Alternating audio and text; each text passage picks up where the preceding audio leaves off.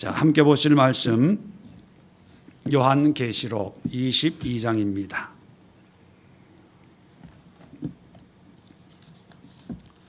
요한계시록 22장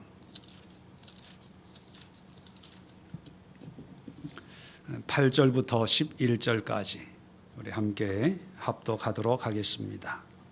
신약성경 423면에 있습니다. 22장 8절부터 11절까지 함께 합독합니다. 시작.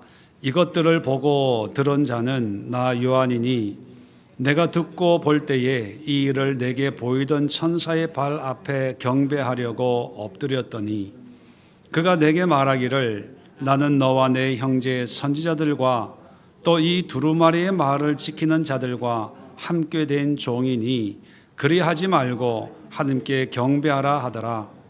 또 내가 말하되 이 두루마리의 예언의 말씀을 임봉하지 말라. 때가 가까우니라.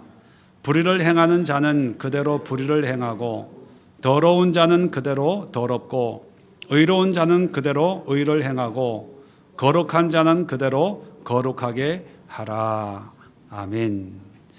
자, 지난 시간에 이어서 오늘도 계속해서 요한계시록 22장을 통해서 오늘을 어떻게 살까?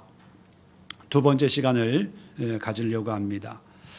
다니엘서 12장과 요한계시록 22장은 하나님의 특별한 계시와 또 하나님의 장차 하나님이 어떻게 행할 것인가를 환상을 통해서 목격한 다니엘과 세례 요한이 사도 요한이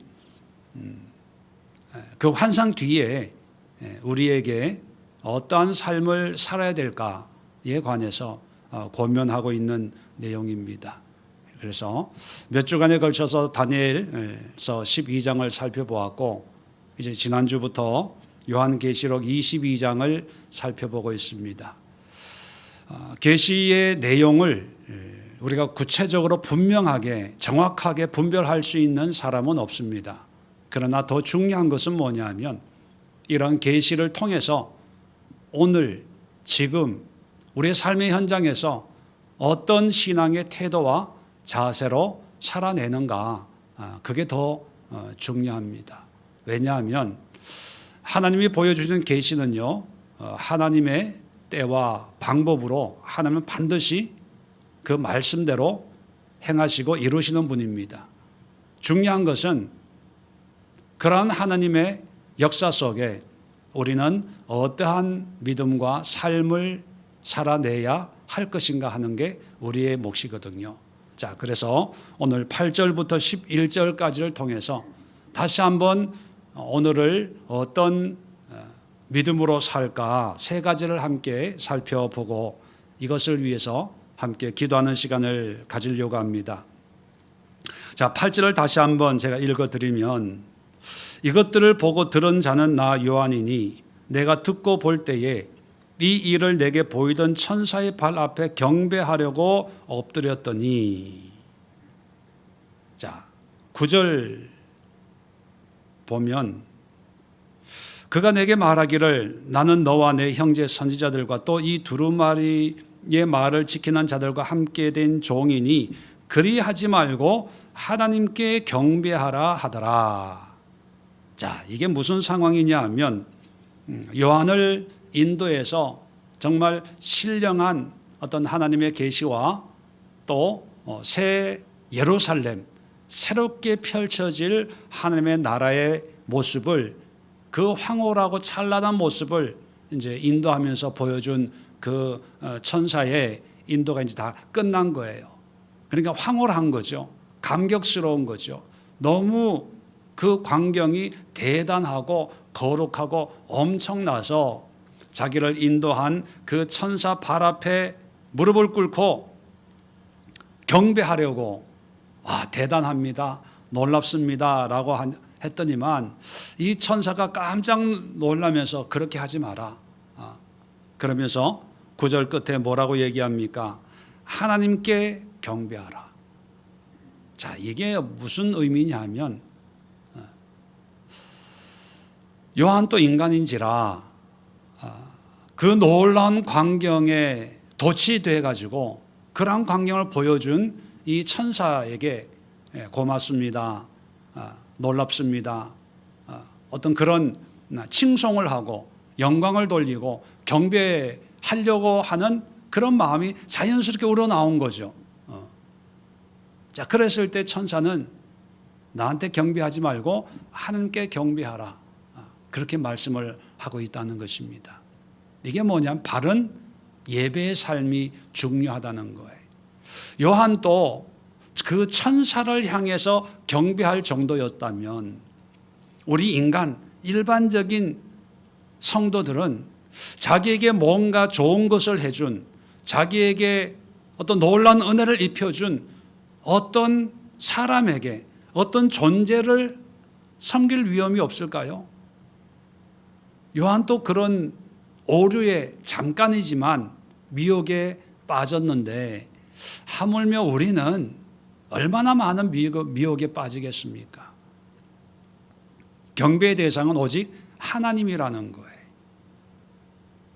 우리가 예배하는 그 하나님이 그 모든 것을 허락해 주셨는데 자칫 잘못하면 보이지 않는 하나님보다 나와 함께 말하고 있는 어떤 대상이 우리의 경배의 어떤 대상이 될 위험성이 있다는 거예요. 그것이 사람일 수가 있고, 그것이 어떤 물질일 수 있고, 그것이 어떤 건물일 수 있습니다. 우리가 신앙생활 하면서 늘 예배를 드리는데 그 예배의 대상이 하나님이어야 되는데 말로는 하나님께 예배 드린다고 하지만 우리의 관심과 우리의 어떤 기대와 우리의 자랑이나 뿌듯함은 뭐예요? 어떤 교회가 될 수가 있고 어떤 목회자가 될 수가 있고 어떤 자기의 경험이나 연륜이나 직분이나 어떤 자기가 가지고 있는 그런 환경적인 것이 경배의 대상이 되어서 자랑하고 또 뿌듯해하고 감격스러워하고 있는 게 아닌가, 그런 생각을 합니다. 기독교 역사를 보면요, 교회의 타락과 정비례했던 게 뭐냐면 예배의 타락이었어요. 그래서 예배가 타락하면 교회가 타락하고 반대로 교회가 타락할 때는 항상 예배가 타락을 했습니다. 예배가 타락했다는 것은 아주 간단해요. 뭐냐 하면 하나님을 예배하는 예배가 아닌 거예요. 그래서 중세 때만 보더라도 중세 때는 하나님을 빙자해서 건물을 짓죠. 또 하나님을 빙자해서 음악을 만듭니다. 하나님을 빙자해서 교회 미술이 발달이 되죠. 그러니까 그 찬란한 건물 안에 들어가면 뭐 천국이 따로 없는 거죠. 거기에서 예배하는 그 예배가 천상의 예배인 것처럼 거기에 도취가 되고 거기에 마음이 끌리게 되어 있습니다. 그 결과 영적인 것은 타락하기 시작했거든요. 그런데 오늘날 많은 교회가 있는데 또 많은 그리스도인들이 있는데 과연 바른 예배가, 하나님께 드리는 예배가 이루어지고 있는가? 여러분은 어떻습니까? 예배 드릴 때 하나님 만나러 간다, 하나님 앞에 내가 내 삶을 드리고 내 찬양을 드리고 내 기도를 드린다고 생각을 하고 오십니까? 아니면 그냥 예배 참석하러 온다고 생각을 하십니까? 예배는 참석하는 게 아니에요. 예배는 드리는 겁니다. 목회자가 예배 인도하는데 그 시간에 그 공간에 함께 무리로 참여하는 것이 예배가 아니고요. 예배는 하나님과 1대1의 관계예요. 그 예배를 목회자가 도와주는 거지, 찬양팀이 도와주는 거지,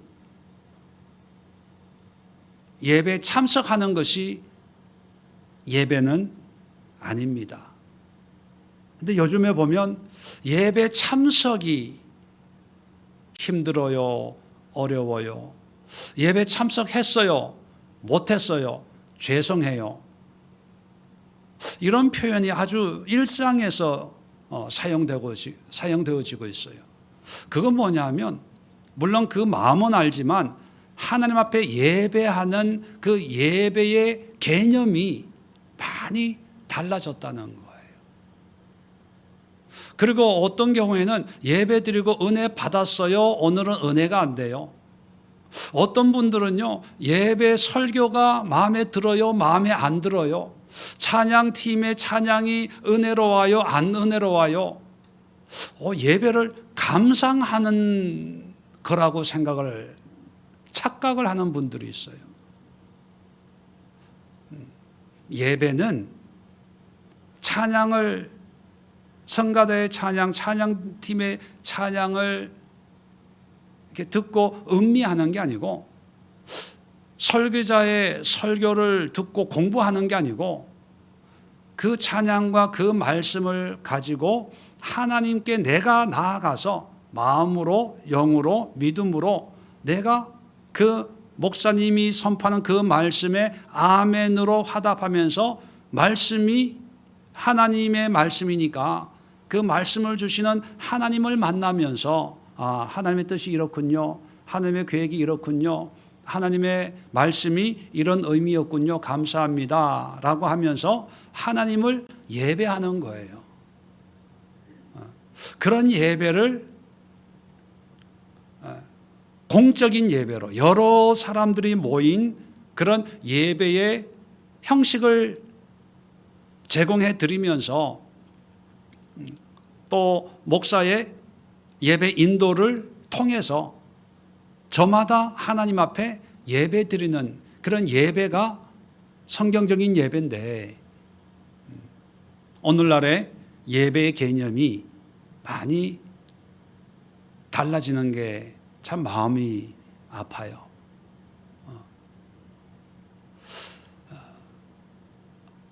하나님 앞에 우리가 1대1로 예배 드린다면 우리의 마음가짐도, 우리의 태도도, 예배 중에 늦게 와서 설교하는 목사와 눈이 마주쳤을 때 미안하고 죄송스러워가지고 앞에 못 나오고 뒤에 앉잖아요. 그런데 과연 사람에게도 미안한데 하나님 앞에 과연 미안한 마음이 있을까? 왜? 예배는 하나님 만나러 나오는 거잖아요. 목사 얼굴 보고 나오는 게 아니지 않습니까? 하나님을 만나러 나오는데 목사한테는 그렇게 미안한데, 과연 하나님한테는 미안하지 않을까? 참 안타까워요. 저한테는 미안 안 해도 돼요. 떳떳해도 돼요. 그런데 하나님 앞에 내가 준비된 모습이 아닙니다, 죄송합니다, 또는 피처 못해서 늦을 수 있어요. 그건 하나님이 아시죠. 그런 하나님 앞에, 하나님 아시지요? 오늘 내가 왜 늦었는지, 이런 일 때문에 늦었습니다 라고 해서 어떤 면에서는 늦었다는 것이 오히려 하나님 앞에 떳떳할 수 있어야 되는 거예요. 어려운 사람을 도와주다가 늦을 수 있잖아요. 사랑을 베풀다가 늦을 수 있잖아요. 물론 그런 일 때문에 늦는 경우는 대부분 없고, 늦잠 자고 늦게 준비해서 늦을 때가 많이 있죠. 그럴 때는 하나님 앞에도 미안해야 돼요. 자, 미안함과 떳떳함의 차이가 뭐냐 하면, 여러분, 미안함은 한 번, 두 번 하면 고쳐지는 게 미안함이에요. 그죠? 어떤 분에게 죄송합니다, 실수하면 한 번, 두 번 하면 이제 없어져야 되는 거거든요. 그런데 계속 하는 건 뭐예요? 떳떳하다는 거예요. 미안한 마음이 전혀 없다는 거예요. 하나님 앞에 미안하지가 않은 거예요. 그러면 그게 예배에 큰 문제가 생기는 거죠. 이 시대가 바른 예배가 회복이 돼야 되는데 그 예배가 물론 삶의 예배도 있어요. 개인적인 예배도 있어요. 그런데 공적인 예배의 모습을 보면 삶의 예배가 어떠한지 미루어 짐작할 수 있거든요. 여러분, 이 설교를 듣는 우리만이라도 정말 바른 예배, 하나님께만 예배하는 그런 예배자가 될 수 있도록 우리가 노력하고 애쓰고, 또 그렇게 매 순간 그렇게 못할 때 하나님 앞에 죄송한 마음, 미안한 마음, 나의 약함을 고백하고, 하나님 오늘 또 이런 약함 때문에 이런 모습을 보여서 죄송합니다, 미안한 마음을 가지자는 거예요. 미안한 마음이란 뭐라고요? 한 번, 두 번은 그렇게 하더라도 고쳐지는 것. 근데 안 고쳐지면 그거는 하나님 앞에 떳떳하게 생각하는 거예요. 그거는 교만이거든요. 그건 하나님을 만홀히 여기는 겁니다. 자, 두 번째 중요한 게 9절에 보면 그가 내게 말하기를 나는 너와 내 형제 선지자들과 또 이 두루마리의 말을 지키는 자들과 함께 된 종이니. 자, 이 천사한테 경배하려고 했더니만 천사가 뭐라고 그러냐면 그가 내게 말하기를 나는 누구예요? 나는 천사죠. 너 누굽니까? 사도 요한이에요. 내 형제 선지자들, 내 형제 선지자들이라고 하는 것은 함께 동역하는 어떤 사역자들, 그리고 또 이 두루마리의 말을 지키는 자들 누굽니까? 한마디로 모든 믿는 자들. 이 모든 믿는 자들과 천사들이나 사도 요한이나 또 이 현장에는 없지만 사도 요한과 같이 어떤 하나님의 일을 사역하는 사역자들이나 아니면 모든 믿는 자들이나 함께 된 종이니, 우리의 신분이에요. 우리의 정체성. 우리도 이 두루마리의 말을 지키는 자들 아닙니까? 믿는 자들이잖아요. 그러니까 천사도 그렇고 모든 사람이 뭐냐면 종입니다. 종. 종이라고 하는 것은 어떤 의미입니까? 섬기는 자들이에요. 이 천사도 하나님의 종으로서 요한을 섬기라고 하나님이 보내서 요한을 이곳저곳으로 인도한 천사죠. 종이라고 하는 것은 뭐냐 하면 자기의 권리가 있는 게 아니고 자기 주인이 하라고 하면 그 일을 그냥 묵묵하게 하는 거예요. 이걸 좀 고상하게 표현하면 종은 섬기는 자다, 그런 의미가 있습니다. 자, 이 종이, 천사도 종인데 섬기는 자인데 섬기는 자에게 경배하려고 하니까 이 천사가 가로막는 거예요.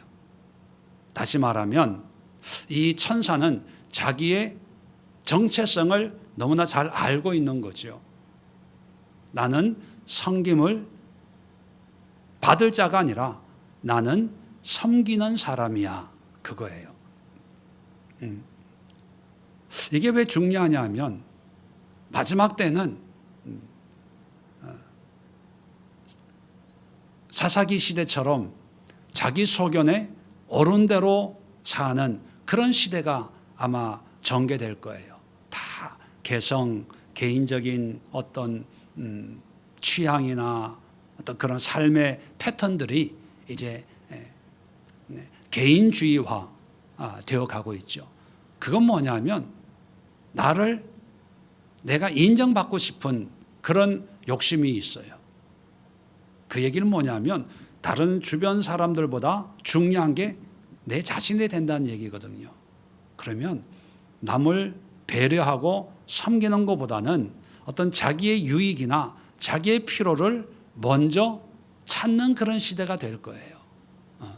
그런 시대에서 우리 그리스도인들이 늘 자각하고 있어야 될 게 뭐냐면 나는 예수님처럼 나는 섬김을 받으려 함이 아니라 도리어 섬기려 하고 섬기는 종의 어떤 정체성을 우리가 잊어서는 안 된다는 거예요. 그렇지 않으면 누가 나를 인정해주면 기고만장해지는 거죠.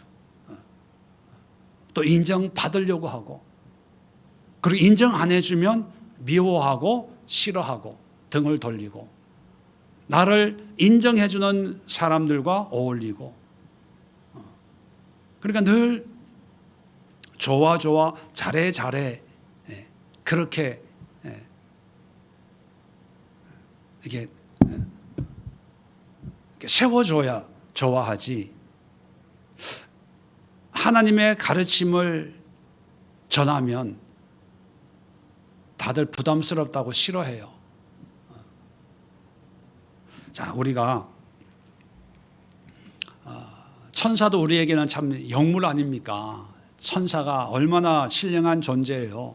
근데 그 천사나 우리나 다 섬기라고 하나님이 이 땅에 보내신 하나님의 종들이다라는 생각을 가지시고 이제 이웃을 섬기는 삶이 되어야 돼요. 근데 어떤 요즘에는 아까도 말씀드렸지만 자기가 소중하기 때문에 자기 필요에 의해서 선택하고 결정을 해요. 그래서 다른 사람에게는 관심이 없어요. 다른 사람의 형편이나 아픔에는 공감하지를 못해요. 제일 중요한 게 나니까.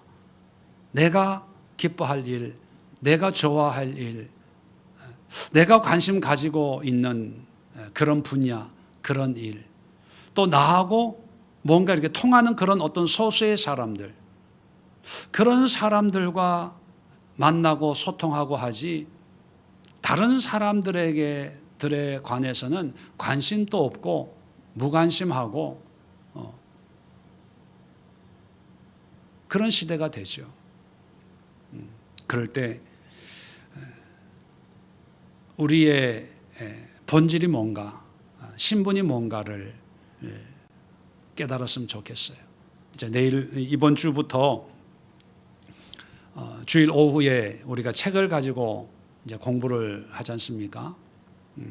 그 책에 보면 초대교회 놀라운 부흥의 역사가, 핍박 가운데서도 부흥의 역사가 일어난 그 이유가 이제 소개되고 있는데, 초대교회 때도 요즘처럼 코로나와 같이 전염병이 몇 해마다 이제 창궐 하죠. 자, 전염병이 돌 때 초대교회 그리스도인들은 자기 몸을 사리지 않고 그 병든 사람들을 가서 치료해 주는 거죠. 선한 사마리아인처럼. 그런 모습에 불신자들이 감동을 받는 거예요. 다른 사람들은 다 도망가는데, 병이 옮길까 봐 다 피하는데, 뭐 그 당시에 의학 기술이 그렇게 뭐 발달돼 있는 상태가 아니니까 이 사람들이 뭐 약을 처방을 하고 그런 능력은 없죠. 그죠?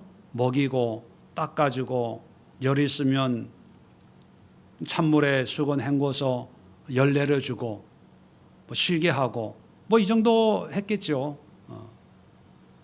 자, 그랬을 때 그런 모습이 비그리스도인들 눈에는 이상하게 보이는 거예요. 놀랍게 보이는 거죠.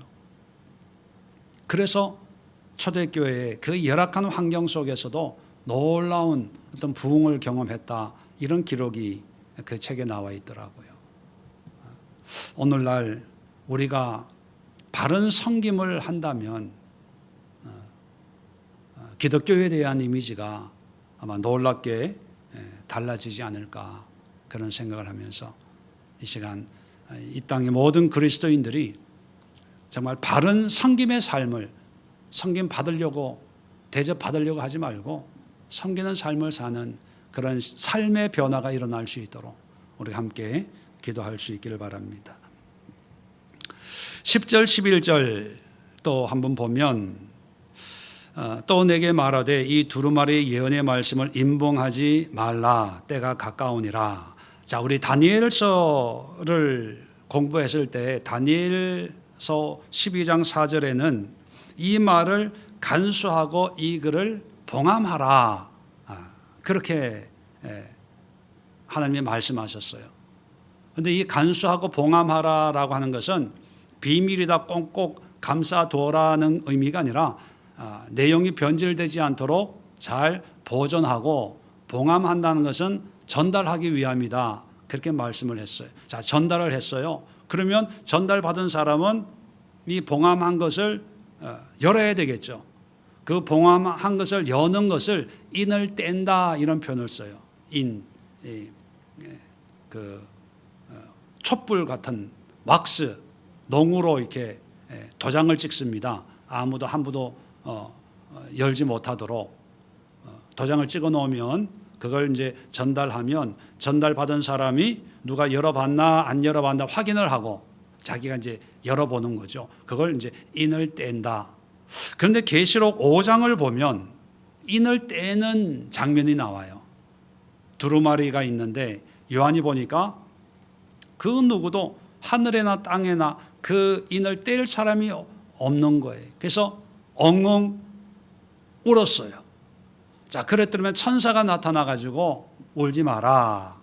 인을 뗄 분이 있다. 그렇게 말씀을 하시죠. 누가 인을 뗄 수 있다고요? 네. 계시록 5장 5절을 보시면 그 인을 뗄 사람이 누구인가를 얘기하는데 장로 중에 한 사람이 내게 말하되 울지 말라. 유대 지파의 사자 다윗의 뿌리가 이겼으니 그 두루마리와 그 7 인을 떼시리라. 6절에 내가 또 보니 보좌와 내 생물과 장로들 사이에 한 어린 양이 서 있는데 일찍이 죽임을 당한 것 같더라. 누굽니까 구체적으로? 예수님이. 7절에 그 어린 양이 나와서 보좌에 앉으신 이의 오른손에서 두루마리를 취하시니 그 두루마리를 이제 가지는 거예요. 그리고 어린 양 예수님이 인을 떼시는 거예요. 자, 인을 떼었더니만 어떻게 돼요? 거기에 기록되어 있던 말씀이 그대로 이루어지는 거예요. 7 인재앙과 대접재앙과 나팔재앙들이 말씀이 이루어지는 그런 환상을 이제 보게 되죠. 자, 그런데 오늘 여기에도 두루마리의 예언의 말씀을 임봉하지 말라 때가 가까우니라. 이제는 임봉하지 말래요. 닫지 말라는 거죠. 그러면 열어놓으라는 거예요. 누구든지 볼 수 있게 하라는 거예요. 그 말씀이 어떠한지 하나님의 계획이 뭔지 누구나 다 보라고 그렇게 얘기를 하는 거예요. 자, 그러고 나서 11절 이런 말씀을 합니다. 불의를 행하는 자는 그대로 불의를 행하고 더러운 자는 그대로 더럽고 의로운 자는 그대로 의를 행하고 거룩한 자는 그대로 거룩하게 하라. 이게 무슨 말씀일까요? 하나님의 말씀을 누구든지 보게 해라. 덮지 마라. 그렇게 해놓고 불의 행하는 자나 더러운 자는 그냥 그대로 불의를 행하고 더럽게 살고 반대로 의로운 자는 그대로 의롭게 살고 거룩한 자는 그대로 거룩하게 살아라. 이건 뭐냐 하면 하나님의 말씀을 이해한 사람이라면 세상 사람들의 삶에 영향받지 말고 말씀 그대로 자기의 삶을 살아내라는 거예요. 꾸준하게. 그러니까 불의를 행한 사람은 뭐 예수 믿지 말라는 얘기가 아니라 불의를 행하는 사람은 불의를 행하고 또 더러운 사람은 그대로 더러운 것처럼 의로운 자는 하나님을 믿고 믿음으로 의롭게 된 사람은 사람들이 불의를 행하고 더럽게 산다고 해서 그게 영향받아서 그들을 따라가지 말고 그대로 의로운 삶을 살고 거룩하게 된 사람은 사람들 보니까 세상적으로 놀고 먹고 마시고 하는 거가 좋게 보여서 그들과 친하게 지내고 그들과 어울리려고 하지 말고 거룩하게 됐으면 그대로 그 거룩한 삶을 유지하고 실천하라는 거예요. 왜? 말씀을 이제 이해를 했으니까. 왜? 말씀이 그대로 이루어지는 걸 봤잖아요. 기록된 대로 하나님의 말씀이 하나씩 이루어진 것처럼 하나님의 말씀은 반드시 이루어지니까 그것을 믿음으로 믿고 의로운 삶을 살아내라는 거예요. 거룩한 삶을 살아내라는 거예요. 시대가 이러니까 나도 이렇게 한번 살아볼까? 또 이러한 삶의 재미를 한번 맛볼까? 그렇게 영향받지 말고 꾸준한 일편단심으로 믿음으로 살아내라. 그래서 말씀을 바르게 실천하는 거예요. 바르게. 왜? 그만큼 유혹이 많다는 거예요. 불을 행하는 사람, 뭐 표현이 불이고 또 표현이 더러움이지만 현실적으로 보면 이 불의를 행하는 사람이 어떤 면에서는 사회에 가장 적합하게 사는 사람일 수 있어요. 그 시대 문화 속에. 표현은 더럽다 이런 표현을 썼지만 현실 속에서는요, 이런 사람들이 그 문화와 환경 속에서 가장 재미있게 즐겁게 사는 사람일 수 있어요. 왜? 세상에 좋은 것을 다 누리고 만끽하는 그런 사람일 수 있으니까. 그럼에도 불구하고 의로운 사람은 그 의를 끝까지 지켜야 돼. 거룩하게 된 사람들은 그 거룩을 끝까지 지켜야 돼. 그거예요. 왜? 말씀이 그렇게 말씀해 주고 있으니까. 그런데 마지막 시대는 어떤 시대가 되냐 하면요, 말씀은 알아요. 열려져 있어요. 누구나 보면 말씀이 이렇다는 걸 알아요. 그런데 삶은 불의를 행해요. 그런데 삶은 영적으로 더러운 삶을 살아요. 그러면서도 말씀은 봐요. 말씀은 알아요. 말씀은 들어요. 이게 마지막 때의 삶이라는 거예요. 그러니까 너희들은 그렇게 살면 안 돼. 우리가 뭘 기도해야 되겠습니까? 더 많은 말씀을 이해하고 배우는 것도 중요하죠. 그러나 또 하나 중요한 것은 뭐냐면 우리가 배우고 들은 그 하나님의 바른 말씀에 합당한 삶을 살아내야 돼요.